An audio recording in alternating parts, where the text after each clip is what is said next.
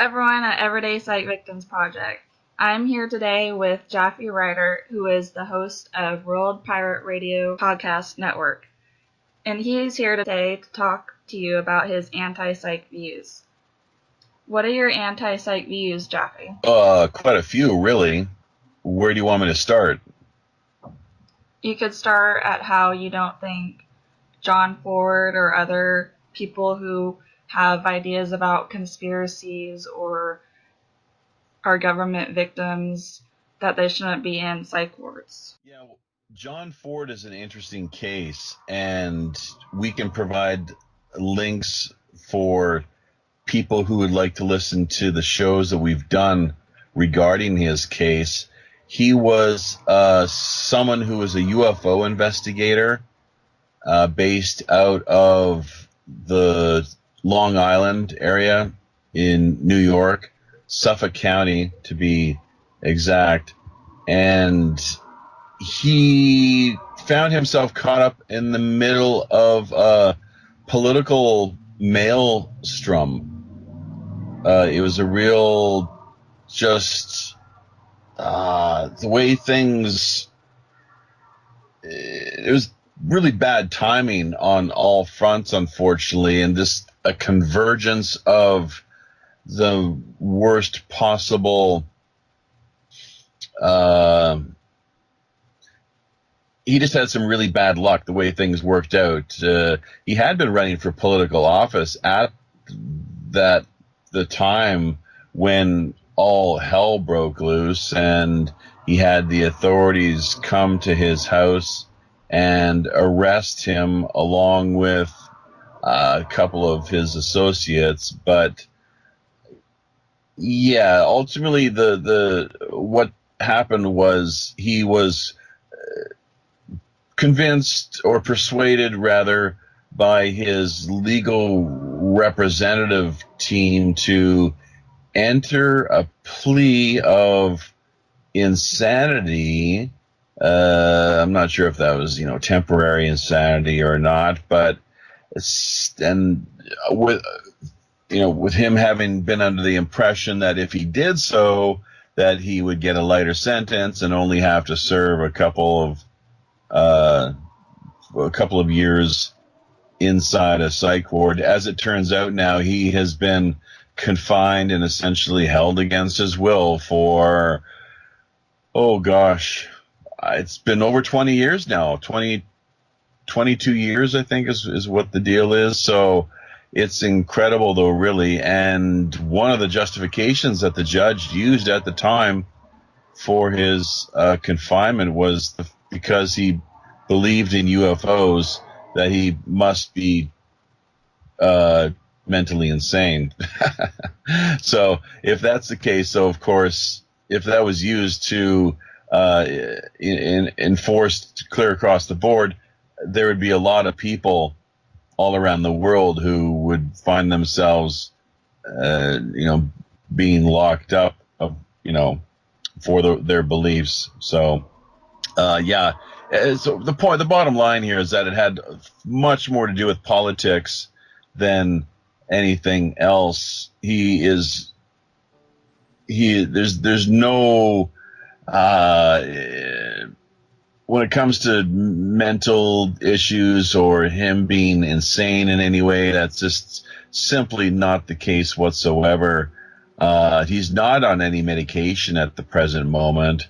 And a lot of people, I guess, that do drop in and pay a visit to the institution where he is located. I think it's called the Mid-Hudson Psychiatric Institute. It used to be referred to as a place for the criminally insane, but they kind of they figured they'd take a more euphemistic approach and soften things up a little bit, and that a name change might be the best way of going about doing that. So, but a lot of people that visit and drop in, they think he's a staff member of some sort. He's just really quite normal and very quiet and low key and very polite, and very gentle individual. So people, though, I once again would just recommend going into our archives and checking out the shows that we've done. We've done a couple now over the past 2 years regarding the whole matter. So that would give them an opportunity to get a little more up to speed on his case. There's also a few YouTube links out there as well, which would help to, people become a little better informed and more up to speed on the particulars of what his story is all about. Right, and this is basically they're using psych wards as a secondary prison for people, and oftentimes they think that they'll get a lighter sentence or not be there long, and then they find out that they're in a psych ward indefinitely, like John Ford. It was a bait and switch. Yeah, he was totally hoodwinked. So, yeah, that's the way things seem to be working all too often, and once they've got you, you're in big trouble, is what it seems. So, yeah, people need to be aware of. It makes me wonder how many thousands of people in just maybe that state or that area of the country have been put in psych wards indefinitely like that. Yeah, people that are being politically targeted. I mean, that's the real issue here, frankly. So, that's a real, it's a huge concern, of course, the way that it's used as a pretext, I guess, or as a cover, simply to have people that are, troublemakers, essentially, that the powers that be, people within the political establishment, find irritating, or they have some sort of issue with, and the easiest way of dealing with them is having them warehoused, having them locked up and taken out of the picture. Right. And who knows how many that is, since there are apparently over 1 million ER visits to psych wards, apparently. Like, there's a lot per year. You know that we're working on putting together a number of documentaries via our network, WPRPN, and that, of course, stands for World Pirate Radio Podcast Network. So this is just, we are committed to doing something as far as better highlighting or showcasing the John Ford and his case, because it's not something everybody knows about. If it's not reported in the mainstream media, then it often fails to reach a large audience. So this is really something that's only known throughout the alternative media in many ways, and the Fifth Estate underground, essentially, people that are kind of more interested in stories that are a little bit off the radar, which leads people such as myself to ask me why this is the case, why these human rights issues really are being ignored. So just to say, though, quickly, too, that Suffolk County, New York, where he is based out of, and this case occurred, and really what it was a convergence of local political corruption and the downing, or what had at the time was alleged to have been not just one but two, in fact, UFO crashes taking place in the area, in the region of, I believe it was a local park. So he just happened to walk right into the middle of things there and found himself stirring up something of a hornet's nest. And the local political authorities, very corrupt, felt that would just be the most effective and convenient way of getting rid of and silencing the guy. So, but you can bet, and I think we probably both agree on this, that there are quite a few people throughout America and the West, and just the world in general, of course, too, who are where this technique and approach is used to have them put away and silenced for in some cases, as we've seen, at least in John Ford's case, decades. Right, indefinitely. They can't get out of that place. Because they also make it so each time there's maybe a review once a year or something, and then it takes another year before you even get looked at to get out of there. So the longer you stay, the longer it takes to even get reviewed to maybe get out. Once every 2 years is what it is with John. And here's the thing, is that every time he's had some legal representative supposedly step up to the plate and go to bat for the guy, it's turned out that there's been some sort of bureaucratic, like a snafu or some technicality that's been overlooked just coincidentally by these supposed experts who, according to the official accounts, had just no idea of what was actually going on. So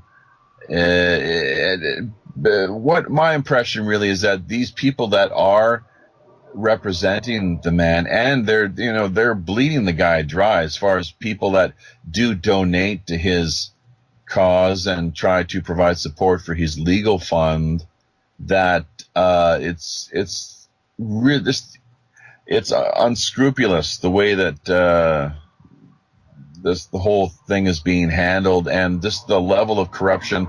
Suffolk County is said to be one of the most corrupt places in America, in fact.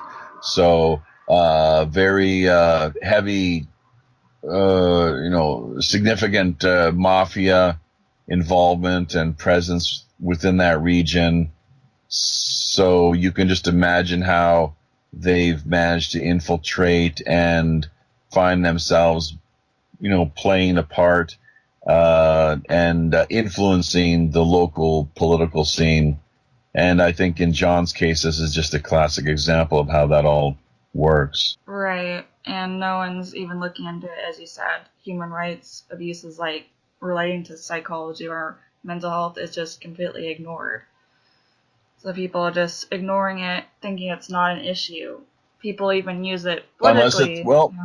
People like us, Christina, I guess we're some of the few that really, do look at this as an issue because, maybe we've experienced some of these things firsthand, or we have friends that have, and we've heard their stories and know the nightmares, and ordeals that they've had to endure. So we're able to see through the lies and understand just how much of a racket things really are. We're harmless, completely, people that are not about to do harm to either themselves or anyone else. And usually I think that is the pretext or justification. Those are the grounds that are used to lock people up on, for stating that they are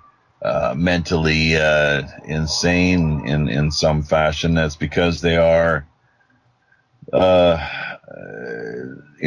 that the authorities are worried that they're going to either harm themselves or others. Typically, that's the justification that seems to be typically used. Right, and that's pretty bogus too, because they can just claim, oh, someone's paranoid, they must be a harm to themselves or others, like just because they think someone's after them, or think they're targeted in some way. There's like, oh, that person's paranoid, so they're going to be a danger, even though they're not. They have no history of violence. They're maybe a great citizen in their community or something, but no, because at one point they look paranoid, so they're going to be a danger to someone or something, just based off speech or thoughts. Nothing like what they're actually doing is not calculated in there. It's their speech or their thoughts, really. Yeah, and that was totally the case with John's predicament. He had no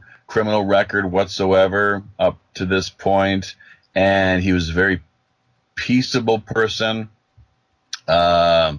he had a considerable gun collection, although he was also with his job, his line of work, he served as a I think it's what's as a court officer. So for 20 some odd years, he had to carry a gun to work.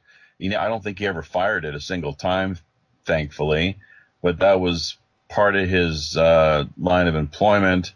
And he was a hobbyist and enthusiast as far as gun collection was concerned. However, last time I checked, I do believe that all Americans under the Constitution are guaranteed their Second Amendment rights. And that, of course, has to do with, well, some politicians, Bill Clinton being one of the most prominent individuals and names that comes to mind.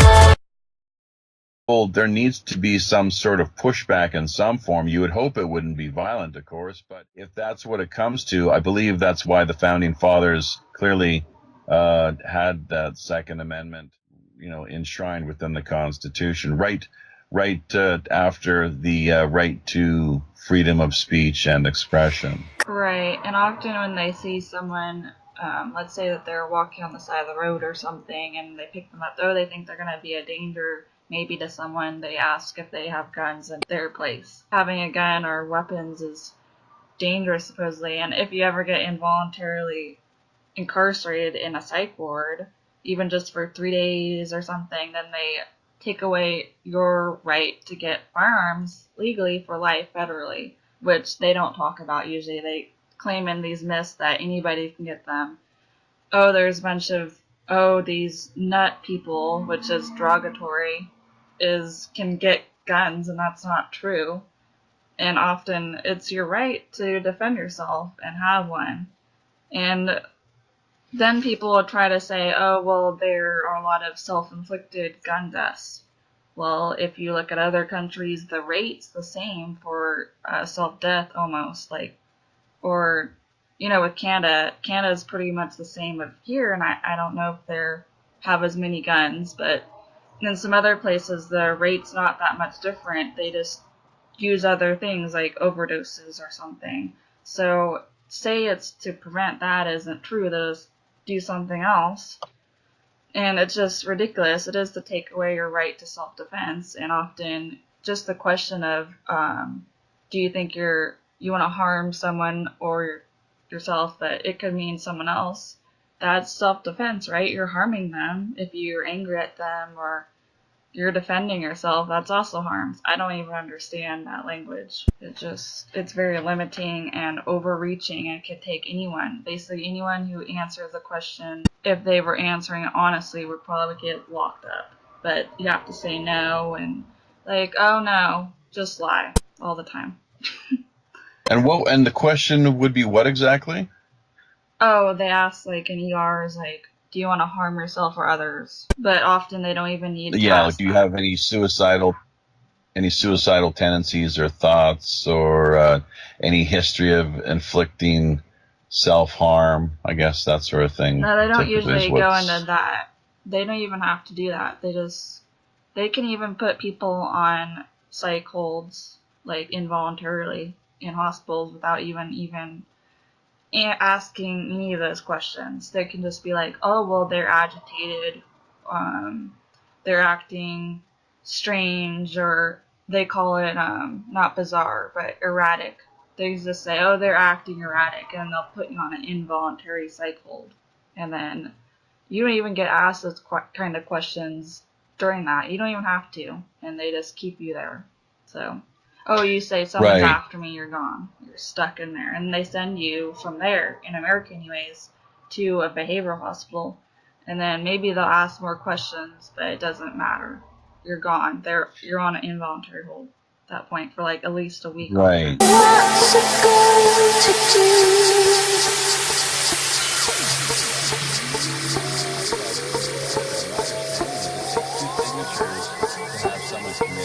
Usually a family member, as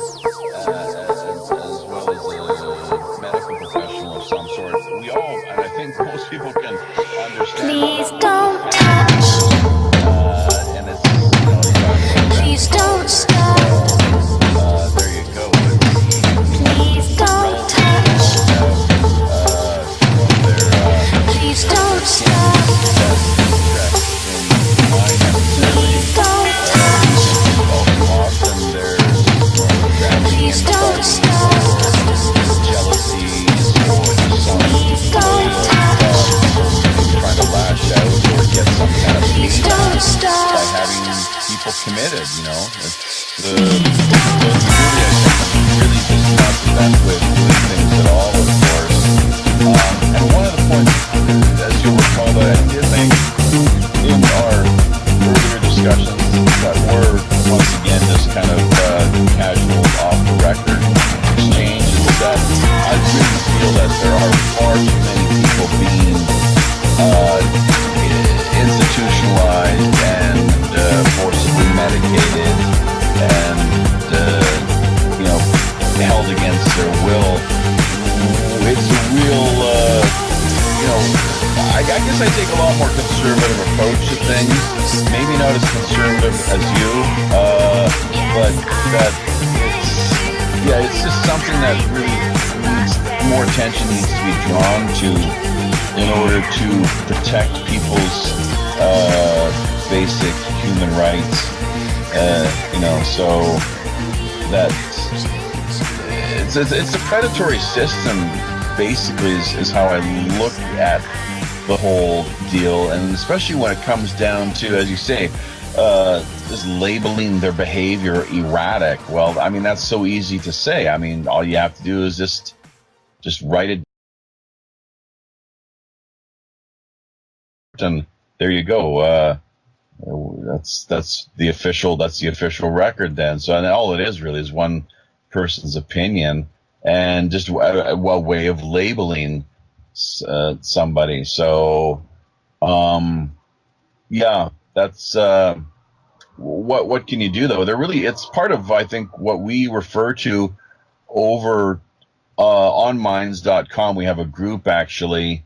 It goes by the name of the War on Humanity, and this, I think, really kind of falls squarely under that label and that umbrella there. The way that so many people are being targeted and their rights taken away, as you pointed out earlier, as far as their Second Amendment rights and so forth. So it's you know, really, I think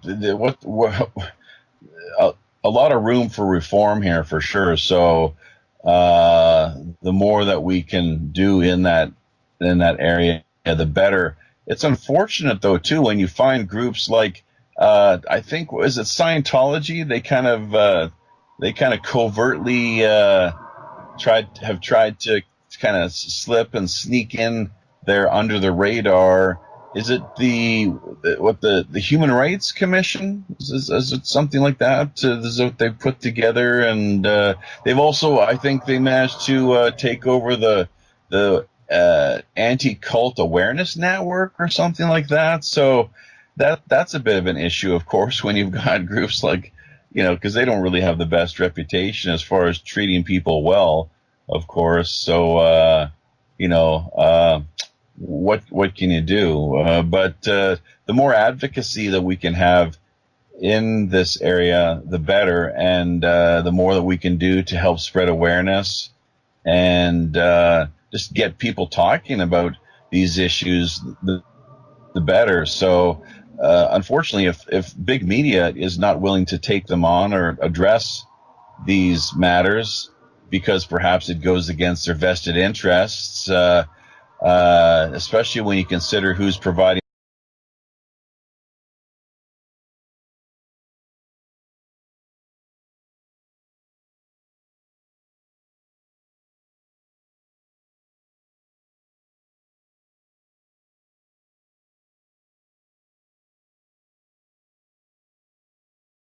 A lot of Is that not the ads. case? Yeah, No, there they're is. Okay.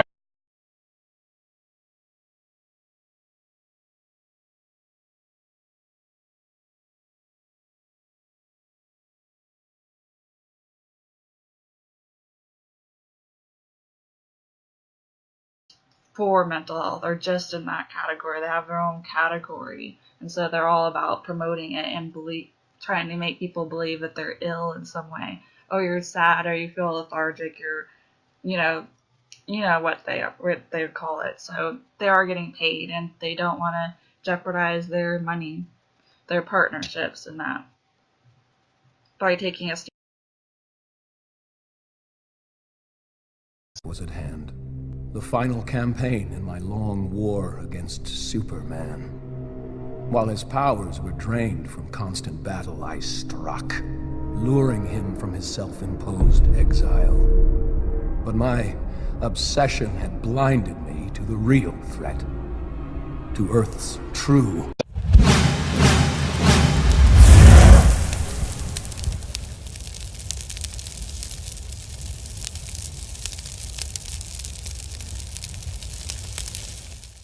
Matter, but that some people do need to be medicated. I have seen people that have gone off their medication and it hasn't been good. Not that all people need to be medicated. Some people they stop taking their medication and things work out quite well for them. They manage to get their lives back on track and everything is fine. But there is a certain percentage, I'm not sure how much it is exactly, but, people who, once again, that if they stop taking the pills that they've been prescribed, that they have reoccurring episodes and find themselves having to be hospitalized simply because they just cannot function. They cannot. They're stuck in some sort of weird headspace where they're having all kinds of this strange delusional fantasies about one thing or another.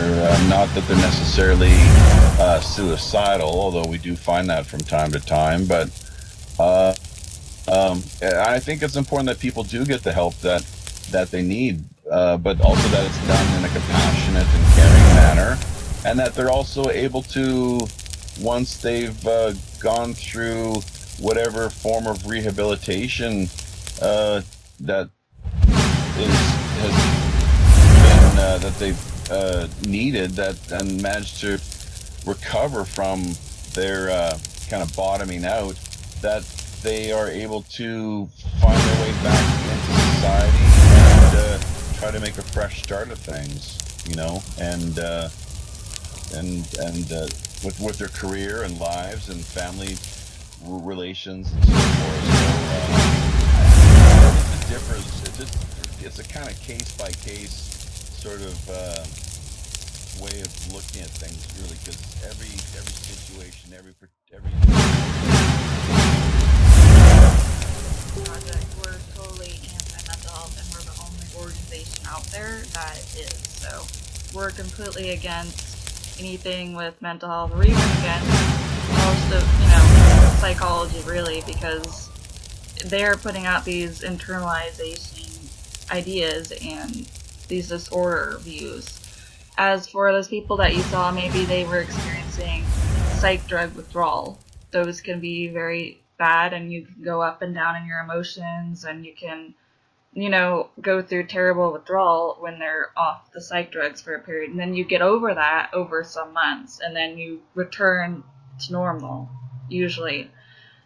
Or for some people, they claim even years, but that might have been permanent long-term damage that they experienced. As for the amount of people that you're talking about, the so-called idea of help, it's not really helpful to get restrained in a psych ward. They never talk about that. They're like, oh, we picked up this person from a bridge, and then they never talk about what happens to them in the psych ward, so they get restrained and everything. And we keep the idea that restraining people is not good, tying them up to gurneys, giving them drugs they don't want is wrong. And then for those who think, oh, it helped me, right? You always hear this stuff. Well, they didn't try any alternatives, and they're obviously rationalizing, they're buying into the idea that is sold to them, that it's somehow helpful to get restrained, it's helpful to be injected against your will and locked in a psych ward where you have to wear you can't even wear your clothes usually. You have to wear the scrubs that they give you. You can't have your things. They lock it up usually. Usually you can't have a cell phone in America anyways, and can't have your items. You can even lose where you're living and then that makes them hold you even longer because you don't have somewhere to go to. And they make you depend upon relatives because they often won't release you unless it's to a person, because they say they won't release someone to the street. So if you don't have relatives that are willing to say that they're going to watch you or who are for your release, well, that's even harder to get out then because they want guardianship over you. And conservatorship, take your assets, even can happen too. And so we're the only one out there that I know of that is actually hardcore anti-mental health out there. And that's the view there. But you were never actually a psych victim, right? Or have you been? Well, of course, everyone can be psych victimized. Someone calls you crazy or insane. That's psych victimization right there for a political view. Or you do something that they don't like. Oh, you're crazy or whatever. That's psych victimization too. But as far as I know, you weren't really a psych victim, right? So this is an anti-psych interview. Yeah, no, I've had friends and relatives, so people that I've talked to on an intimate one-to-one basis regarding their experience being detained. And as far as restraints are concerned, I think isn't that usually for just people who are violent? And then once you've stopped, people have calmed down, that they're no longer, being. I'm not sure what they do with the physical restraints. I guess you're tied down to like, as you say, like a gurney or something like that with leather restraints. It's usually Velcro, and it's tied to your wrists and your legs, and sometimes over your chest if it's 5-point. Usually it's 4-point, and often they always do it in ambulances. So if you're gonna get held on a psych hold, they restrain you in all ambulances. No, you don't have to be violent. That's a misconception as well.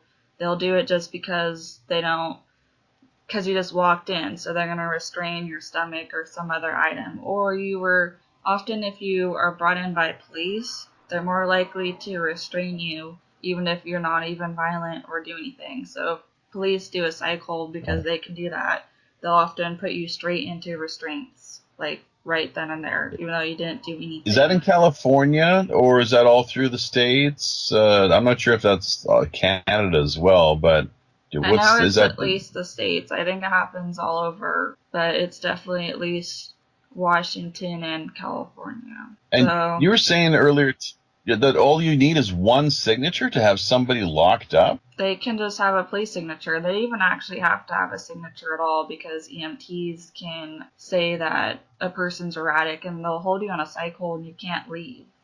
So the more you say, it's kind of like that whole thing where they don't have that law, though, about your rights to not say anything. For them, it's the opposite. The more you say, it's kind of the bigger hole that you're digging yourself into, because anything that you're saying, they're trying to look for a problem. So they're not looking to see how good you are. They're looking for what's wrong with you.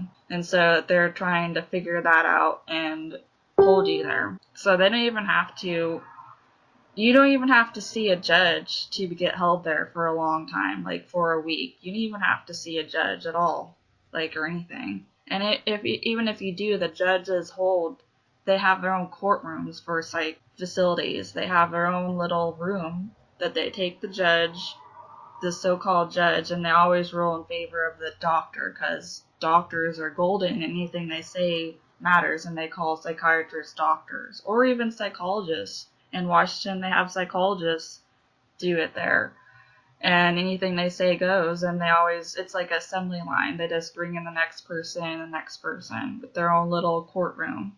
So they're assigned to that specific facility, and they just assembly line people, shove them in and out. And people don't know about this because, as you say, there's a huge idea that some people are crazy, or some idea about that. Oh, they can't get off their meds. It's like, oh, but they're probably experienced withdrawal for a long time, and that's why they might go up and down afterwards. It's not because of something, but they have their own facilities, and that's not known to many people either.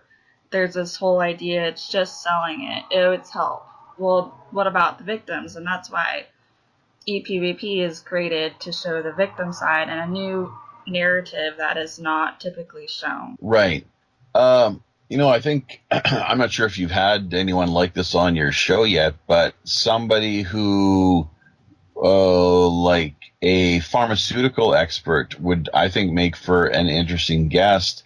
Someone that was, willing to take an objective kind of approach to things as far as breaking down how things work as far as this, you talk about withdrawal from anti-psych medication and how that typically plays out. I'd be interested in hearing, their views on the matter and what they think about all of that. So, but once again, it's, from my standpoint, it's a big money-making game, as well as, there's a lot of politics, a lot more politics involved, I think, than what most people realize. We, going back once again to sort of the things that we have sort of just, bounced around, off the record there in the lead up to today's recorded conversation. We talked a little bit about the history, and I think you know something about this, probably more than me, as far as what we saw, the history in Russia. Stalin's Russia in particular became quite notorious for this whole business of political agitators and gadflies who would be targeted and institutionalized on the grounds of their being mentally insane. When really they were just they were outspoken and seen as threats to the standing political establishment in Stalin's Russia. So I think the same thing applies really to what we see in the West here today, although it's done on a more kind of covert basis, where you're never going to hear about it in the mainstream press, because for a number of reasons. One of which is, as we've I think talked about, how the pharmaceuticals, so many cases, are some of their best advertisers. So you don't want to bite the hand that feeds you. Right. And what do you think should happen for people to know more about this, to wrap this up? What should be done to help more people know about your project in particular? Or no, to know more about psych victims and about this anti-psych views, also the reality of psych wards, and not just the glorified selling view of it, the view that they push to the public to sell their product. It's a real stigma and taboo, isn't it, too? Once people they find themselves committed, that you're almost marked for life, really. I think the way things work in Canada is that you, and this kind of goes back to what you're referencing earlier as far as gun ownership is concerned, and that once you've been committed, that your right to own firearms is annulled. You know, you're automatically assumed to be someone who is seen as a danger and a threat to society. So, what more can be done? I guess share links. Try to get keep up with what you're doing. Of course, interviewing people on as regular a basis as possible. Get your have your conversations archived. Try to work on. I know you've got the Hero Motivators project that you're helping to spearhead. I think that's a separate project, although in some ways I would say the two kind of overlap to a certain degree at least.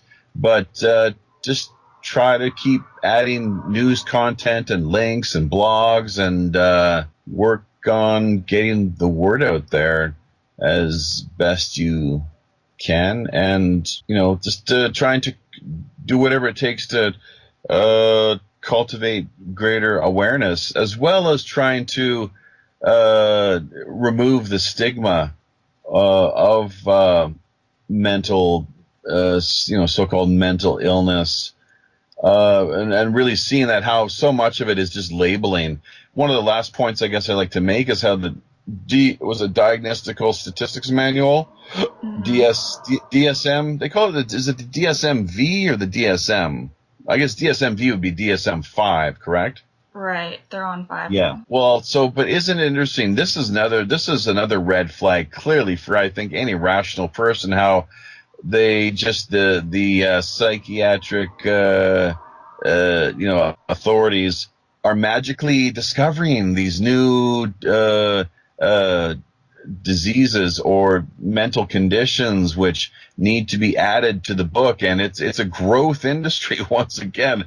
I think you might know the numbers more or less, but the way that these illnesses and conditions have been just magically uncovered and discovered over the years, when really the bottom line is it's just labeling. It's just coming up with the most ridiculous sorts of way of trying to frame things and have people committed on the grounds of, for example, what is it to, I mean, you might have, there's a few really absurd labels that they have, including authority defiance disorder and just ridiculous things like this, where if you even dare to question anyone in authority, that's a sign and a clear example of how you're mentally unwell. How dare you?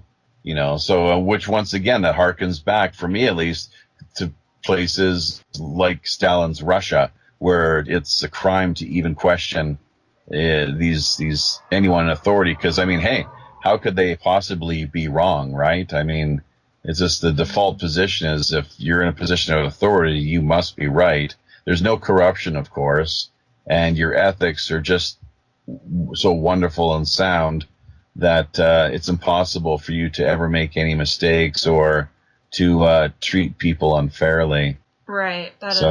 It's oppositional defiant disorder. Right. So, right, that's a new one. But they've always been like that about authority and everything, ever since they were called the alienists. Psychologists and psychiatrists used to be called alienists, which makes sense. They're alienating people. But as for all of that, right, it's all about keeping hierarchy as well, social control. And that's what someone in Italy, I think, anyway, he also viewed it as a way to keep, it was a harmful socially. And that's why they tried to overthrow it and it didn't work. But as for your podcast, I think people should check out the John Ford podcast on World Pirate Radio Podcast Network. and check it out. Also, everything else with that is good. And just to keep an open mind for anyone who is thinking about being anti-psych and isn't totally on page with that they should view it with an open mind and see that a lot of what is sold as a product to sell the idea of mental health, because it's a huge business, right? That they're not telling the stories of people in there and what it's really like. And people who are put in there, they often are wrongly put in there. Well, they shouldn't be in there at all, period. But they often are put in there because they have a different view, or they're acting a little bit different. They're not conforming to something, or they're just at the wrong place at the wrong time, and they don't answer questions correctly. They don't lie or something. Their speech and thoughts aren't, completely calm. They have a different personality. That's totally fine. But they're trying to make everyone vanilla and not have these different opinions. So thank you, Japhy, for being on Everyday Psych Victims Project. And hopefully we'll get the word out more about Anti-Psych, and we'll have this on YouTube. Well, sounds great. I appreciate you inviting me, and encourage, of course, everyone out there listening to check out WPRPN.com, as well as tune into our weekly podcast, Pirate Radio podcast, whenever they can, as well as what you mentioned as far as digging into the archives there, checking out the John Ford shows that we put together, because I do think they're really important, and we would, in fact, like to get things to the point where we can actually put a documentary together dealing with his case and have him one day walk out a free man. Great. Thank you so much, Japhy. All the best. Happy sailing.